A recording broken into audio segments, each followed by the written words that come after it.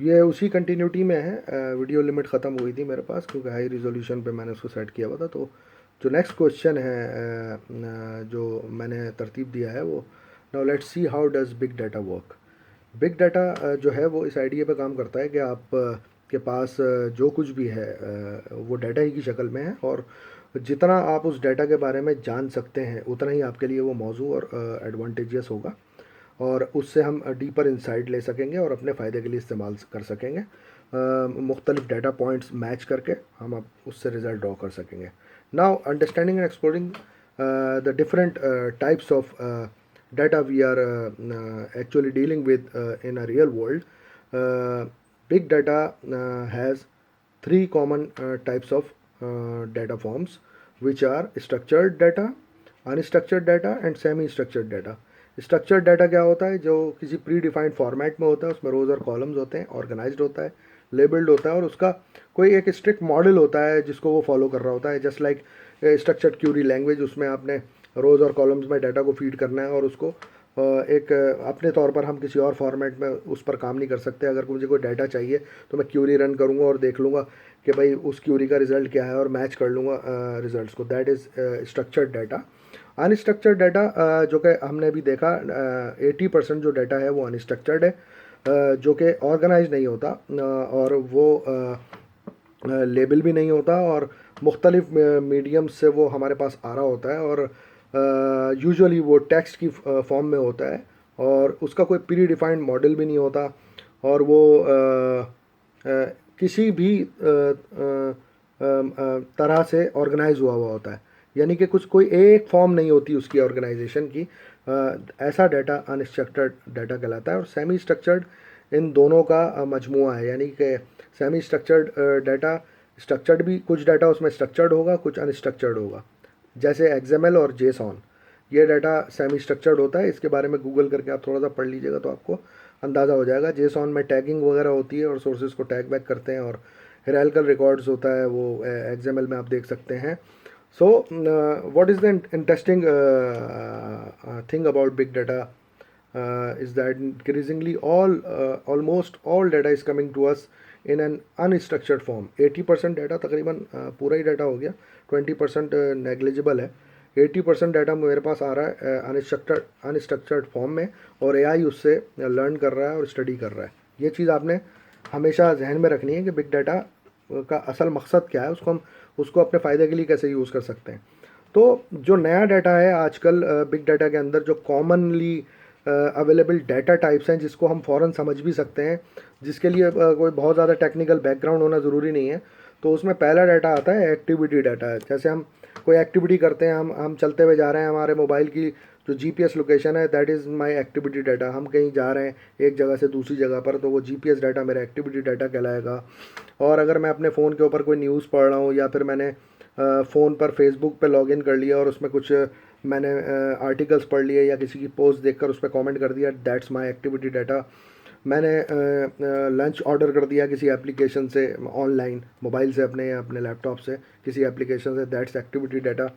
दूसरा डाटा आता है कन्वर्जेशन डाटा। मैंने व्हाट्सएप या फेसबुक पर कोई चीज़ ऑर्डर कर दी, ऑनलाइन ऑर्डरिंग कोई एप्लीकेशन थी उसे यूज़ कर लिया, और उसके दौरान मैंने जो उसका स्पेसिफिकेशंस वगैरह देखी और उसकी प्राइस देखी और फिर मैंने उसको पे किया, दैट्स कन्वर्जेशन डाटा। फ़ोटो और वीडियो डाटा एक पूरी डाटा टाइप है और एक बहुत बड़ा डाटा इस पर डिपेंड मबनी है। जैसे आजकल आप देखें, हर कोई स्कैन को के बजाय एक तस्वीर खींचता है और अपलोड करके व्हाट्सएप पे या फेसबुक पे या किसी इंस्टाग्राम पे वो शेयर कर देता है, या किसी और सॉफ्टवेयर से। बहुत बेइंतहा सॉफ्टवेयर मौजूद है, मैं उन सॉफ्टवेयर के नाम ले रहा हूँ जो हम लोग नॉर्मली हर कोई यूज़ कर रहा है, तकरीबन सब लोग यूज़ कर रहे हैं।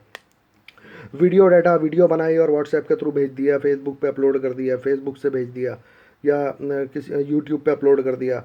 और जो चौथा बड़ा डाटा है वो है सेंसर डाटा, जिस पर पूरी एक फील्ड है, पूरा एक टेक्नोलॉजी का बूम आया हुआ है इंटरनेट ऑफ थिंग्स का।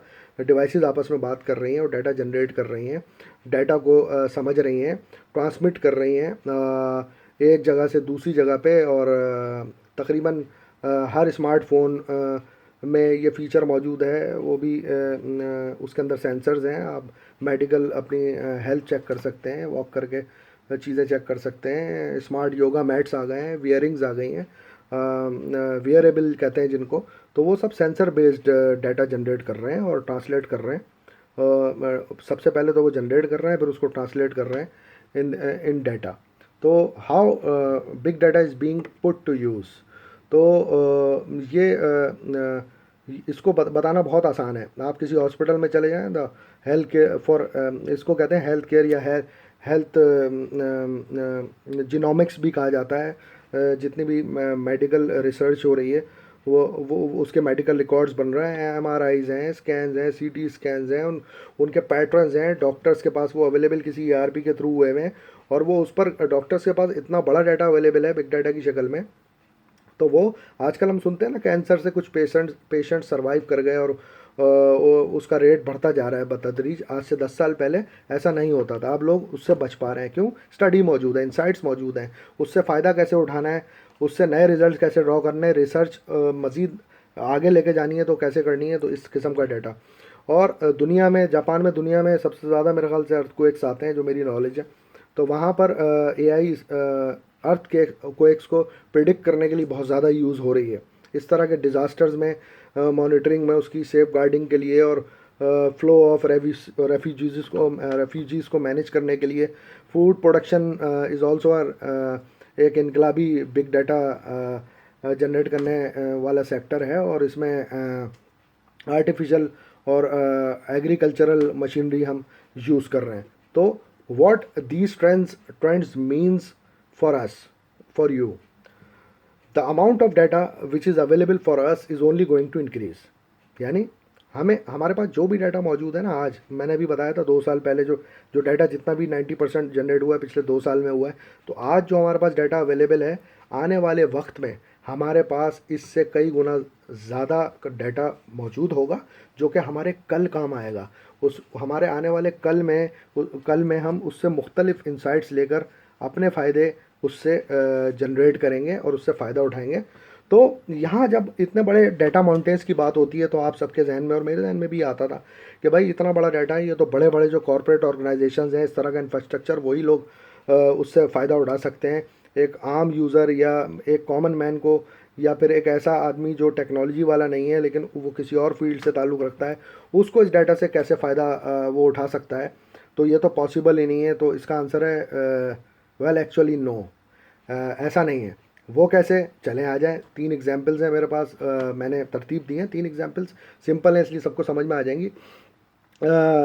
जो आइडियाज़ हैं वो ये हैं कि गूगल, सब जानते हैं, इंटरनेट जाइंट है और उसके पास माउंटेन ऑफ डाटा मौजूद है, और मुख्तलिफ इंटरोगेटिंग जो है टूल्स उसके पास मौजूद हैं। एक उनका टूल है एडवर्ड्स, जो कि बड़ी ज़बरदस्त एग्जांपल है। वो एक सेंट्रल हब की तरह काम करता है, रियल टाइम के डाटा और उसकी फीड्स पर, और किसी भी चीज़ को मेजर वो करने की अहलियत रखता है, जैसे वेदर इंफॉर्मेशन हो गई, स्टॉक्स की इंफॉर्मेशन हो गई, या शेयर प्राइसेस की इंफॉर्मेशन हो गई। You just Google it, you will have it.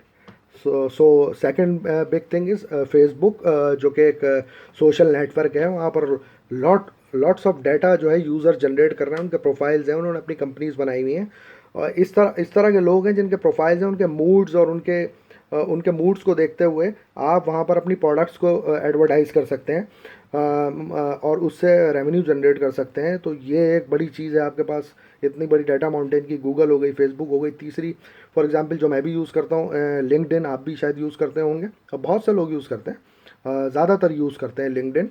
वो किस लिए कि भाई if you want to employ people into your organisation, into your business, और आप या किसी को हायर करना चाहते हैं, तो लिंक्डइन के पास एक पहाड़ है डाटा का, ऐसे लोगों का, ऐसे प्रोफेशनल्स का। वहाँ आप जाएँ, एडवर्टाइज़ करें, और अपने जो फीजेबल लोग हैं उनको अपॉइंट करें और उससे फ़ायदा उठाएं। तो मैं कंक्लूड करता हूँ आज की डिस्कशन को। वीडियो बड़ी से बड़ी होती चली जा रही है, ये भी तकरीबन 10 मिनट की हो गई है। तो this is what I was trying to convey. What is artificial intelligence is a very small word. आपने देखा होगा मेरे इस वीडियो से, और ये नतीजा भी निकाला होगा कि यार ये तो हम ऑलरेडी यूज़ कर रहे हैं, और हमारी ज़िंदगियों में इसका एक बड़ा हम इससे कनेक्टेड हैं और हम इससे फ़ायदा भी उठा रहे हैं। तो let's start understanding things so that in coming future we can also take maximum advantage of whatever data is available with us, through different mediums like Google, Facebook, and LinkedIn, and etc etc, YouTube as well. So thank you very much for listening me. I hope you will like it. मेरी ये कोशिश होती है कि मैं अपनी conversation को simple से सिंपल रखूं, उसमें टेक्निकल पार्ट भी हो, और लेकिन ऐसा हो कि एक कॉमन मैन उसे समझ सके, अगर एक नॉन टेक्निकल कोई पर्सनैलिटी है वो भी उसे अंडरस्टैंड कर सके कि ये चीज़ें किस तरफ जा रही हैं और हमें अपनी डायरेक्शन कैसे सेट करनी है। स्टूडेंट्स के लिए डायरेक्शन जो है वो यहाँ से वो खुद ड्रॉ कर सकते हैं। पिछले लेक्चर में पिछला जो डिस्कशन था उसमें मैंने आपको डाटा साइंस वगैरह के बारे में बताया था, तो focus on that part as well, क्योंकि डाटा ही ये वो यूनिवर्सिटी है जहाँ पर एआई सबक सीखने जाती है। तो ये एक कूज़े में छोटी सी चीज़ मैंने बंद की है, और इसी के साथ मैं इख्तिताम करूँगा अपने इस वीडियो का और इससे पिछले वाले वीडियो का। Thank you very much. अस्सलामु अलैकुम वरहमतुल्लाह। अपना बहुत ख्याल रखिएगा। पाकिस्तान जिंदाबाद।